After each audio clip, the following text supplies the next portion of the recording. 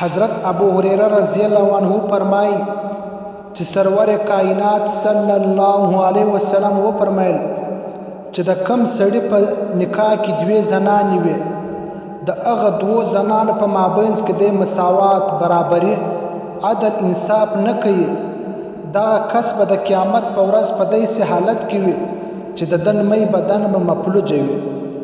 عزتمندو مسلمانانو نن موږ تاسې وینو چې کم چا دوه ودونه کړي هغه زړې ته بیا ګسه دی ګوري نه د هغه پروا نه کوي. دا څومره سخته ګناه ده.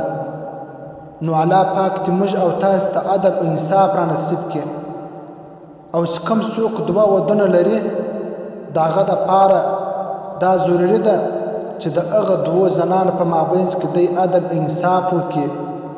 دا ډیره سخته ګناه لري چې د یوې زنانې سره محبت کوي د هغه سره ورځي لیکن دا بلې زنانې سره نه ورځي خونې ته نه ورځي د هغه باندې هېڅ پروا نه کوي.